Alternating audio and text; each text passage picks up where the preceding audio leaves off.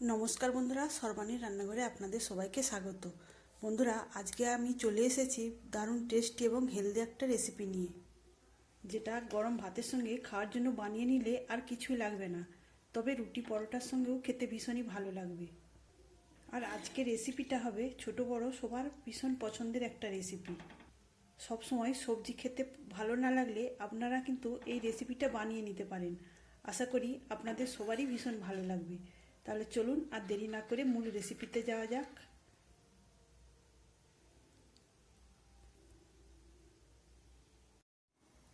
রেসিপিটা তৈরি করার জন্য এখানে নিয়েছি আমি প্রায় 1 বাটি মুসুর ডাল, আর নিয়েছি 2টো ডিম।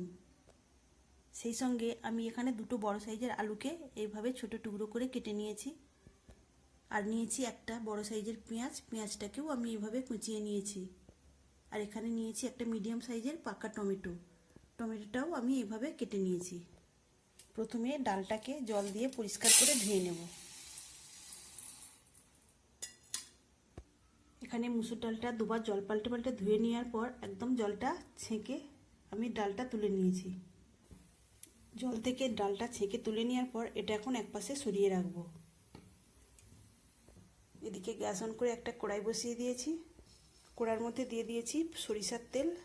প্রথমে তেলের মধ্যে আলুগুলো দিয়ে ভেজে নেব।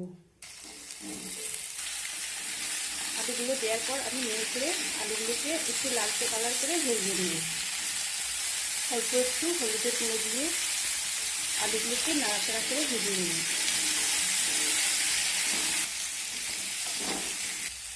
আমি আলুটাকে মিনিট নাড়াচাড়া করে ভেজে নিয়েছি।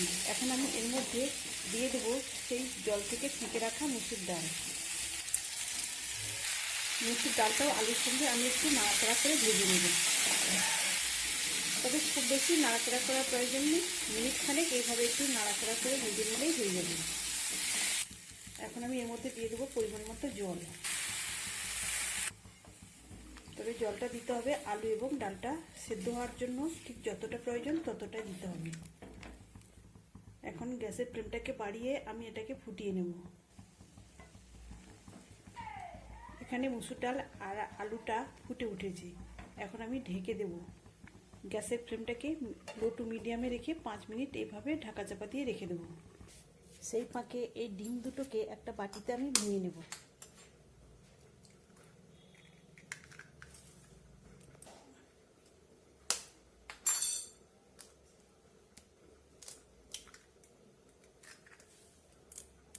এখন এর মধ্যে লবণটা দিয়ে আমি ডিমটাকে ভালো করে ফেটিয়ে নেব।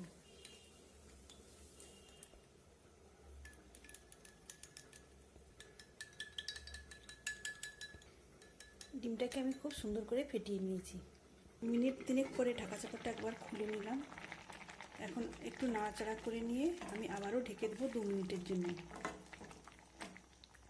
আবারও 2 মিনিট পরে ঢাকা চাপাটা খুলে নিয়েছি। এখন ডাল আর আলুটা খুব সুন্দরভাবে সেদ্ধ হয়ে গেছে।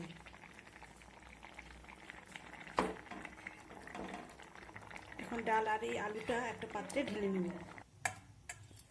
এখন কড়াইটা পরিষ্কার করে আবারও বসিয়ে দিয়েছি। কড়াইয়ের মধ্যে এখন আবারও দিয়ে দিলাম পরিমাণ মতো সরিষার তেল। তেলটাও গরম হয়ে গেছে। এখন ফেটিয়ে রাখা ডিমটা দিয়ে দেব। এখন এই ডিমটা আমি ঝুড়ো ঝুড়ো করে ভেজে নেব।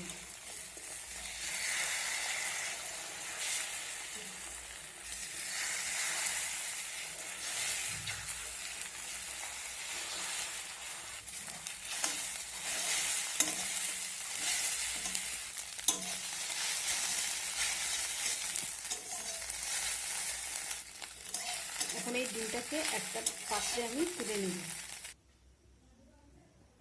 এখন এই কড়াইয়ের মধ্যে আবারও দিয়ে দিলাম পরিমাণ মতো সরিষার তেল। ফোড়নে দিয়ে দেবো 1/2 চামচ গোটা জিরা, আর দেবো একটা শুকনো লঙ্কা। ফোড়নটা ভাজা হয়ে গেছে। এখন আমি এর মধ্যে দিয়ে দেবো কেটে রাখা পেঁয়াজ। পেঁয়াজটাকে কিছুক্ষণ আমি নাড়াচাড়া করে ভেজে নেব। পেঁয়াজটাকে হালকা করে ভেজে নিয়েছি। এখন আমি এর মধ্যে দিয়ে দেবো কেটে রাখা টমেটো। পেঁয়াজের সঙ্গে এই টমেটোটাও আমি কিছুক্ষণ নাড়াচাড়া করে ভেজে নেব। যাতে টমেটোটা তাড়াতাড়ি নরম হয় সেজন্য অল্প একটু লবণ দিলাম। লবণটা দিয়ে এইভাবে নাড়াচাড়া করে আমি ভেজে নেব। পেঁয়াজের সঙ্গে টমেটোটাও একটু নাড়াচাড়া করে ভেজে নেওয়ার পর এর মধ্যে আমি দিয়ে দেবো 1 চামচ আদা রসুন বাটা। এখন আদা রসুন বাটা দিয়ে আমি তাকে ভালো করে কষিয়ে নেব। যতক্ষণ না আদা রসুনের কাঁচা গন্ধটা চলে যাচ্ছে ততক্ষণ পর্যন্ত আমি এইভাবে কষিয়ে নেব। আদা রসুন বাটা দিয়ে বেশ কিছুক্ষণ কষিয়ে নেওয়ার পর এর মধ্যে এখন দিয়ে দিলাম ছোটো চামচের 1 চামচ জিরা গুঁড়ো, 1 চামচ দিলাম ধনিয়া গুঁড়ো, অল্প একটু দিলাম ঝাল লঙ্কার গুঁড়ো, আর দিলাম পরিমাণ মতো হলুদের গুঁড়ো, অল্প একটু জল দেব। এবার মশলাটাকে আরও একটু সময় নিয়ে আমি ভালো করে কষিয়ে নেব। এখানে মশলাটা আমি খুব সুন্দর করে কষিয়ে নিয়েছি। আর দেখুন বন্ধুরা, মশলা থেকে তেলও ছেড়ে দিয়েছি। এখন আমি এই কষিয়ে রাখা মশলার মধ্যে সেদ্ধ করে রাখা ডাল এবং আলুটা দিয়ে দেবো। আর অল্প একটু জল দেব, তবে খুব বেশি জল দেওয়া যাবে না, কেননা এটা খুব পাতলা হবে না, একটু রসা রসা থাকবে। এখন আমি এর মধ্যে দিয়ে দেবো পরিমাণ মতো লবণ, আর দিয়ে দেবো ভেজে রাখা ডিম। সব কিছু নাড়াচাড়া করে এখন আমি মিশিয়ে নেব। এখন ঢাকা চাপা দিয়ে আবারও প্রায় মিনিট 3 আমি এইভাবে রান্না করে নেব। তবে তার আগে আমি 3টে কাঁচা লঙ্কা চিড়ে নিয়েছি, সেটা দিয়ে দিলাম, দিয়ে এখন ঢেকে দেব। আজকের এই রেসিপিটা ভাত, রুটি, পরোটার সঙ্গে খেতে যে কী দারুণ লাগবে আপনারা বানিয়ে না খেলে বুঝতেই পারবেন না।